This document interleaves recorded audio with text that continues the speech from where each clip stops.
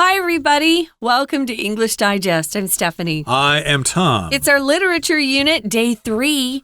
We're going to focus today on the author of A Christmas Carol that we've been talking about for the last couple of programs. So Charles Dickens is the author of A Christmas Carol. We're going to talk about his life. A lot of what he wrote about as an author had to do with his own life experiences, which is true of a lot of authors out there, actually. And he had a tough childhood, I must say. His dad couldn't pay his bills, and so back then, what they would do if you were in debt and maybe you owed people some money, like on a credit card, they would actually come and take you away to a prison called the debtor's prison. Oh, no. And, of course, you couldn't get out unless you could pay the debt. Well, how are you going to pay the debt if you're in prison? Well, these were the kind of experiences that he went through and suffered as a child. And so when he got older, he wanted to make sure that people knew that those who lived in poverty and didn't have much money needed help, and people needed to be compassionate and charitable. Right, and of course, Charles Dickens produced his books during a time when there were no smartphones. So people entertained themselves by reading a lot. And of course, he produced a number of novels that are quite famous.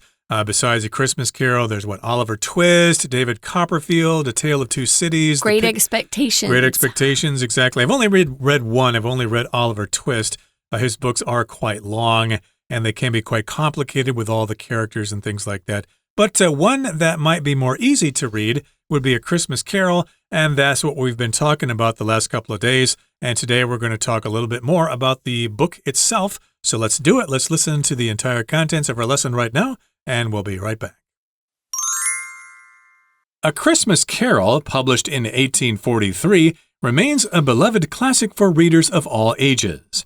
The novel was authored by Charles Dickens, a famous literary figure who was known for addressing social issues through his narratives during the Victorian era. Dickens grew up in poverty and directly experienced the widespread unemployment that impacted the working class during the Industrial Revolution. He believed that society had an obligation to care for everyone, particularly the impoverished. This conviction deeply influenced his writing and shaped A Christmas Carol around the theme of aiding the poor. His primary aim was to foster sympathy and encourage social reform through an engaging holiday story. One of the central themes in A Christmas Carol is the transformation of Ebenezer Scrooge.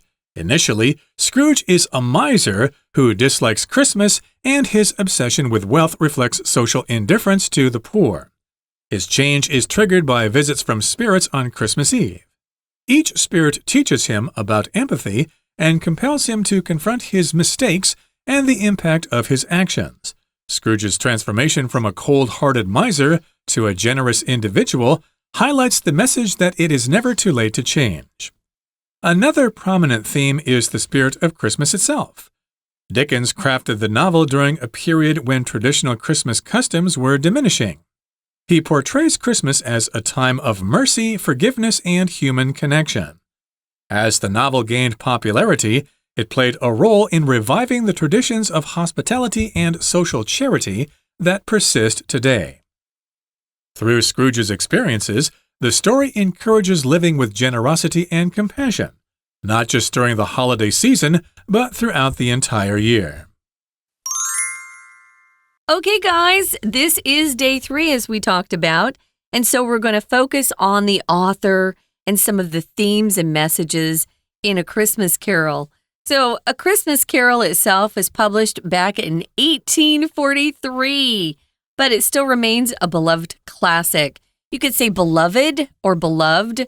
Here I would say beloved. It's a classic for readers of all ages. Yeah, this isn't meant for young readers or old readers or coming-of-age readers. It's for everyone.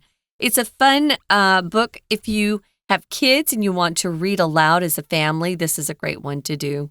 Absolutely. So again, this book came out in 1843. It was published then.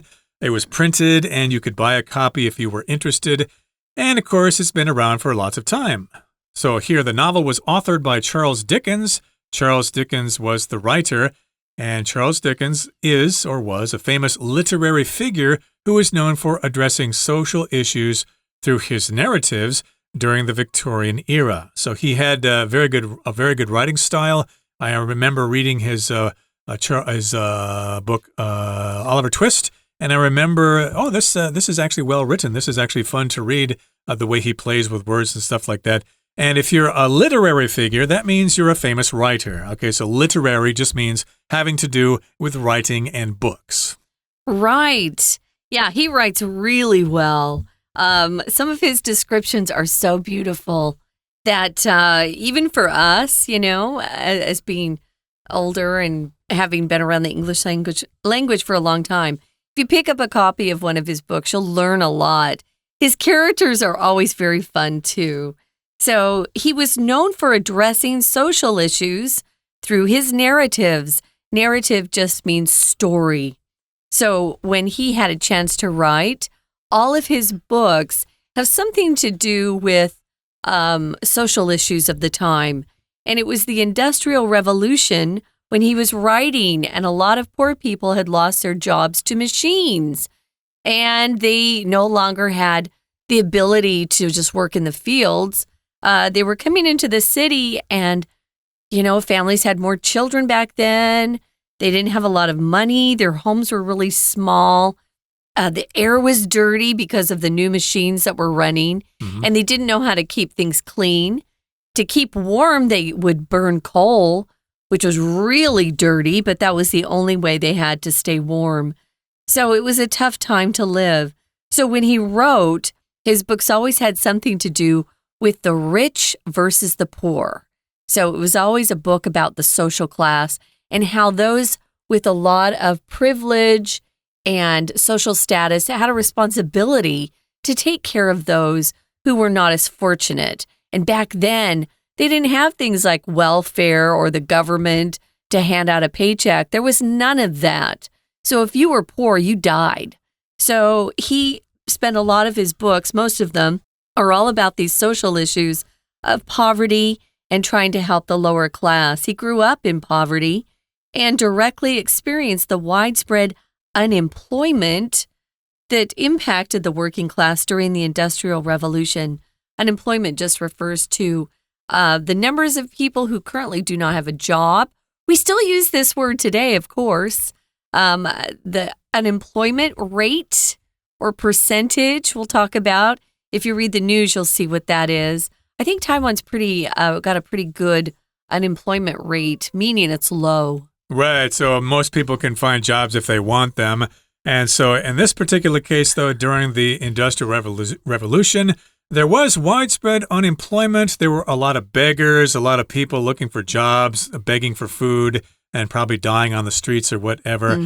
And this, of course, influenced or impacted the working class during the Industrial Revolution. Now, he believed that society had an obligation to care for everyone, particularly the impoverished. So he thought, hey, there are lots of people who are suffering because of unemployment, yet it seems like there are a lot of rich people and politicians who don't seem to care about that. So he thought, hey, everybody, you need to pitch in and help out.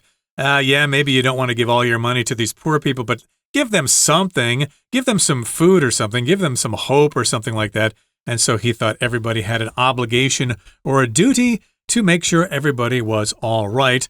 And he wanted the impoverished to especially be taken care of because they needed it the most. If you're impoverished, that means you are very poor. The one thing I really love about the Taiwanese family system, the tradition about taking care of their family members, is they feel they have a real obligation to help the elderly. So when their grandparents get older, of course, families here feel an obligation to take care of those grandparents, which I love. The extended family. So he felt like those that were really wealthy, and remember in the UK, they have royalty, and you were born rich. You never had to do anything to have money. And he felt like they had an obligation to care for people who were impoverished. If you're impoverished, you have very, very, very, very little money. And of course, it's hard to eat if you don't have money to buy food with. So this conviction This belief, that's what that means here, a very strong belief. This conviction deeply influenced his writing and shaped A Christmas Carol around the theme of aiding the poor. And you'll find a lot of his books have that theme somewhere threaded throughout the plot. It might not be the main focus, but here it certainly is. So again, if you have a conviction, those are the principles and the beliefs that make you the person you are, that give you the character and the integrity that you have. Your convictions. What do you believe? What do you hold to be very, very important? Yeah, your strong belief in something. So he had this conviction of helping out the poor, and that influenced his writing, and it shaped A Christmas Carol around the theme of aiding the poor. Remember, Scrooge saw the error of his ways. He saw that he was a terrible, miserly person. He saw the light, and then he started helping the poor because his employee was kind of suffering there, and his son was kind of weak. So he decided to help everybody out, and he learned his lesson. And his primary aim, his primary goal, was to foster sympathy and encourage social reform through an engaging holiday story. So he wanted to foster or bring about sympathy. Maybe a lot of rich people just simply weren't aware of the suffering of poor people, so he wanted them to sort of feel sorry for them and to sort of be sensitive to their position. And he wanted to encourage social reform, changes in the society, changes in the way money is distributed, services and things like that. And this holiday story would remind people that they may have a duty to help out people who are less fortunate than they are. That's right. So this was his main goal, you could say, was to get people to actually feel sympathetic and towards these folks who were impoverished, and then try to encourage social reform. Now, that's not easy, especially back then.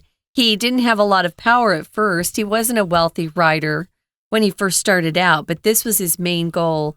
And so he tried to get some of the laws changed in Victorian London, and he tried to get it so that these debtors' prisons could be done away with, which were awful. And if you have social reform, you're just trying to change something in society that will benefit everybody. Ultimately, it benefits everybody. Maybe you're focused on one segment, at worst, one segment of society, one group.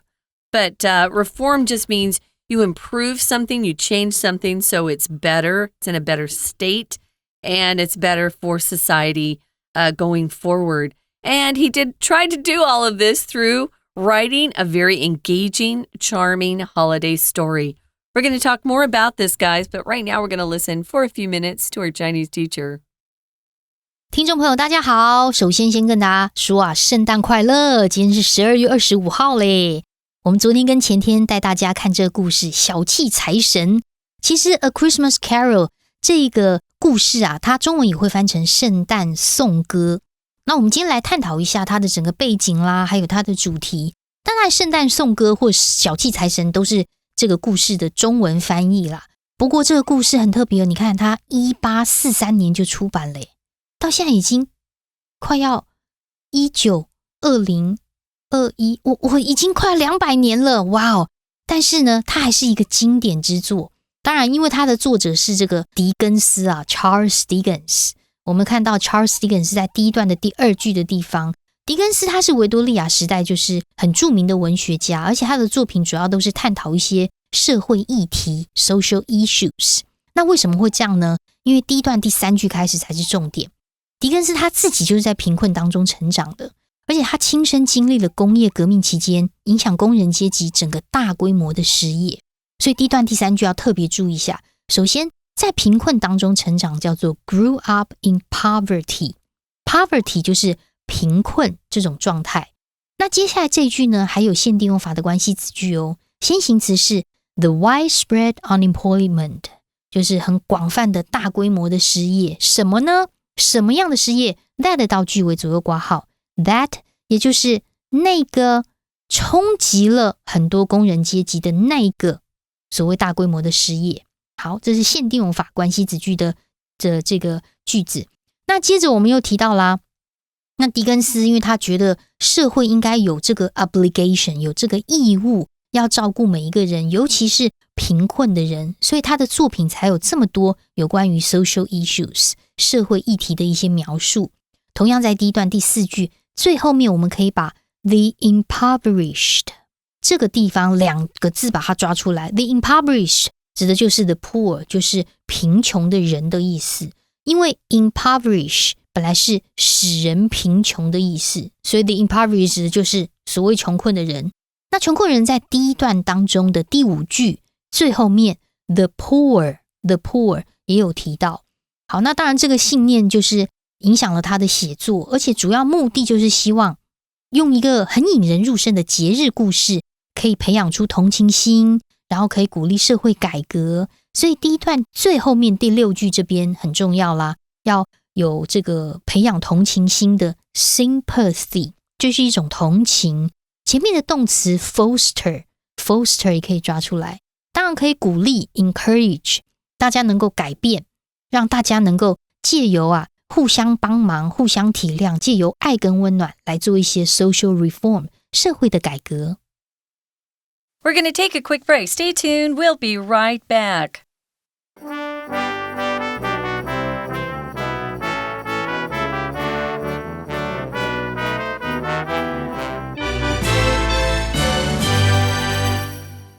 Welcome back, guys. This is day 3 of our literature unit, and we're kind of wrapping up our programs about A Christmas Carol that was written by the famous Charles Dickens. So this is the Dickens's Christmas Carol that we're talking about. It was published back in 1843. It remains even today a beloved classic of readers of all ages. You don't have to be young or old to enjoy it. Charles Dickens always used to come up with great characters, and he wrote in a very descriptive way. I mean, you could picture it. You don't even need to have his books turned into movies or cartoons or anything like that. He wrote with so many descriptive words that you could picture it in your mind. He's a really, really, really great author if you have a chance to pick up one of his books. And like Tom said, a lot of these are free today because they were published so long ago. So he wrote about what he knew, and he grew up in a very poor home. His dad had been taken away to a debtor's prison. So he started working as a young boy in a factory, putting labels on bottles, and he did it all day long. I often wondered how he became such a great writer, because the way he writes, it would seem he would have to go to school a lot. He must have taught himself a lot, which makes him even more amazing.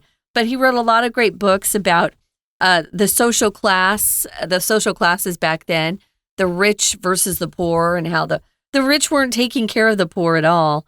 This happened during the Industrial Revolution when there was a lot of unemployment. And as Tom said, a lot of people without jobs had no way to feed themselves or take care of their families. A lot of them were begging on the streets. And a lot of people died just through poverty. He thought that society had an obligation to take care of everyone, especially the poor. I agree with him there. And this conviction, this deep-held belief that he had, influenced his writing and shaped A Christmas Carol, and that's how we came to have this book.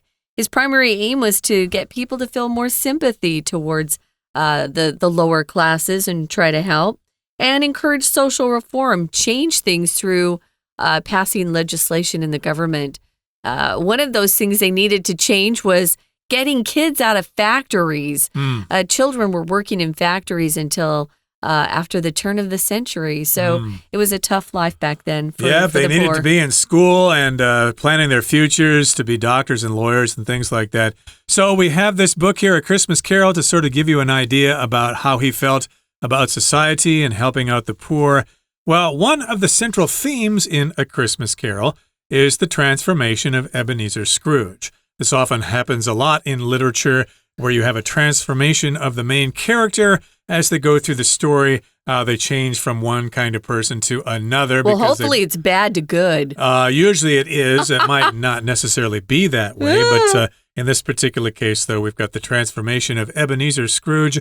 He's a real bad guy at the beginning. He's stingy. He's a miser. He doesn't treat his employee very well. He doesn't care about Christmas. But later on, of course, he becomes a good guy. and wants to celebrate Christmas. So that is the transformation or the big change of Ebenezer Scrooge, the main character of the story.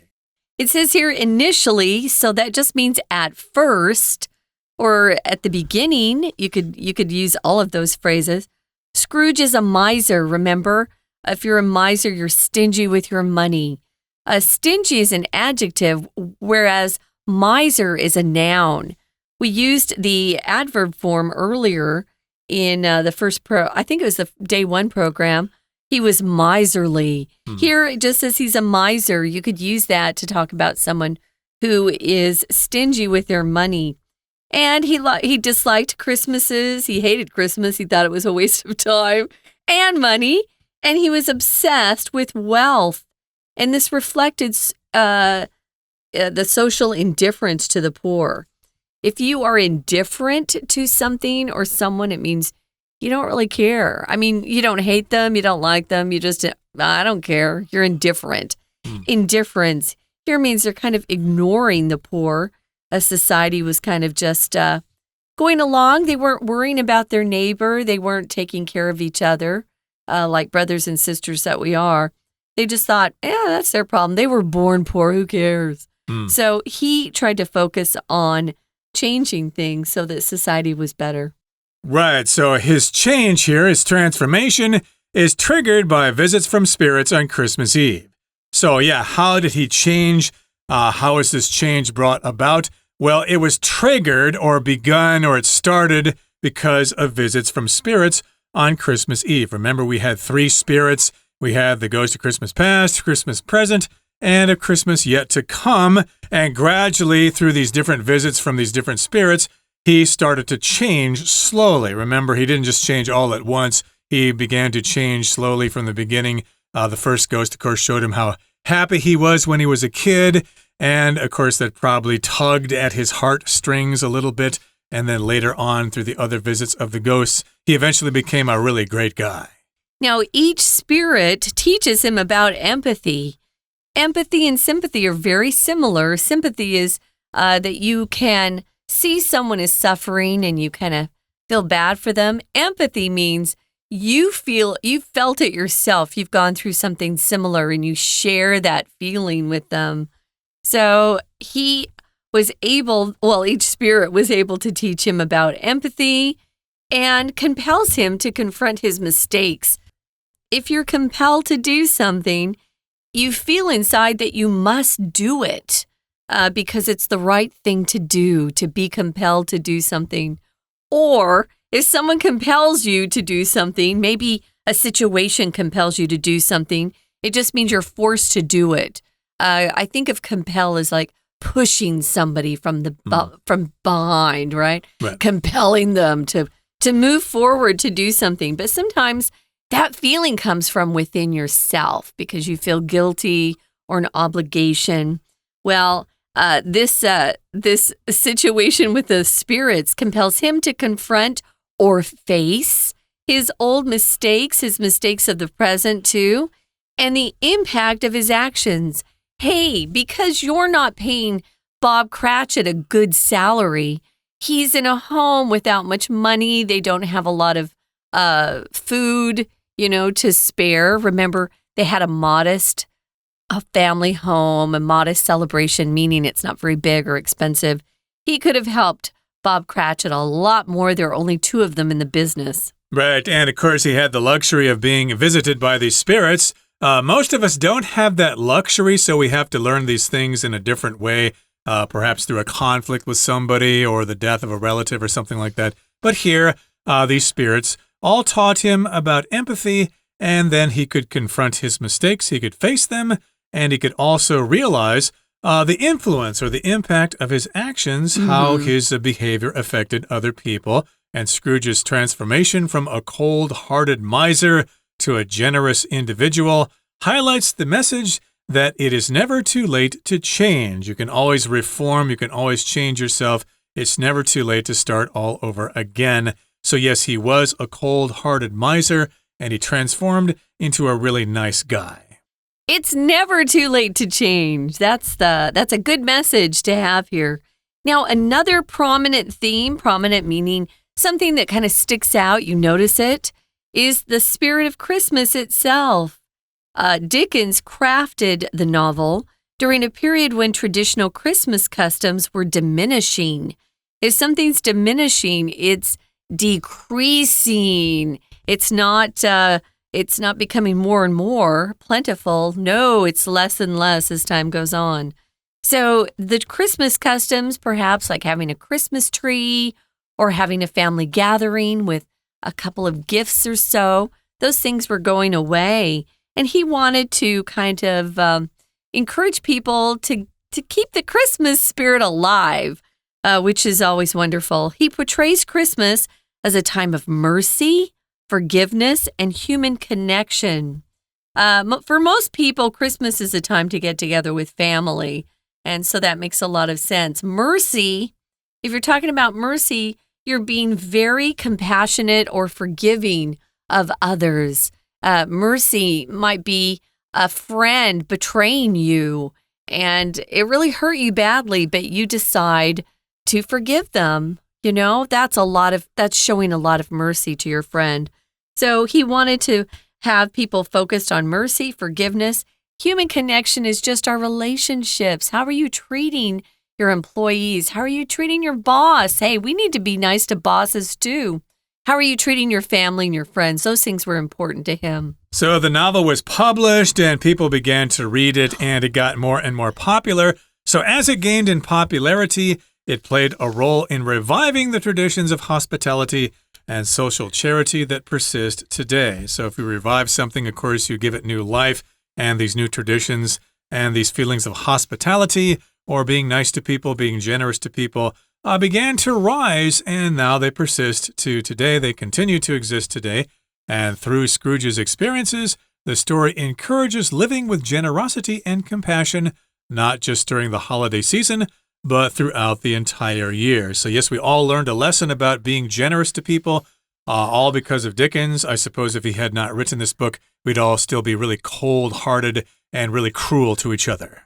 We sure hope you enjoyed it. Before we sign off, guys, we're going to listen to our Chinese teacher one more time. 那谈完狄更斯的社会理念之后，就要进入到我们的主题咯。那这个圣诞颂歌，它的故事的 theme， 第二段第一句 theme 到底是什么呢？主要就是谈 Scrooge 他的改变。一个人的改变，当然你可以用 change， 但是它是彻头彻尾的一种更新，转换了形式。我们在第一句话当中看到的是 transformation。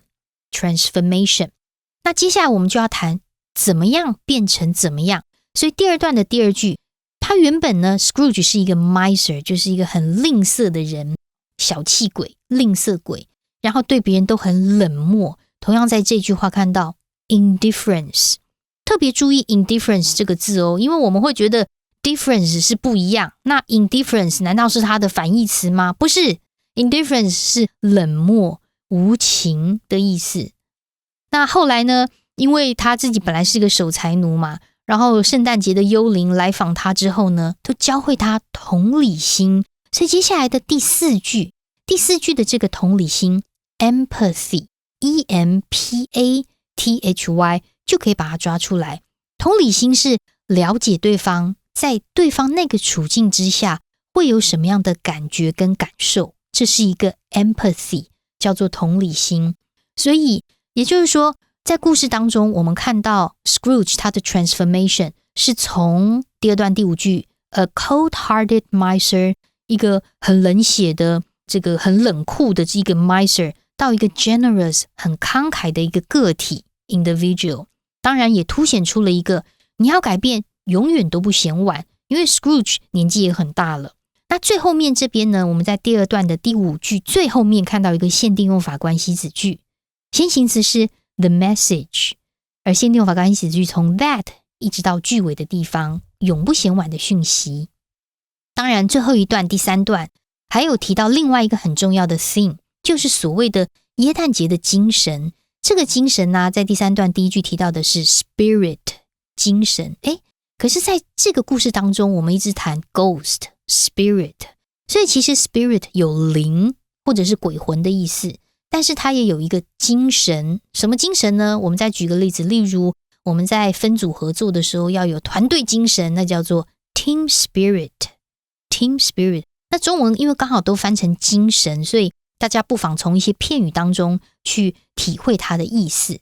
那什么叫做耶诞节的本身的精神呢？也就是狄更斯希望他在传统的耶诞节习俗啊，他觉得好像慢慢都消失了，所以他就把它描绘成为一个充满慈悲、宽恕、人际连结的一个时刻。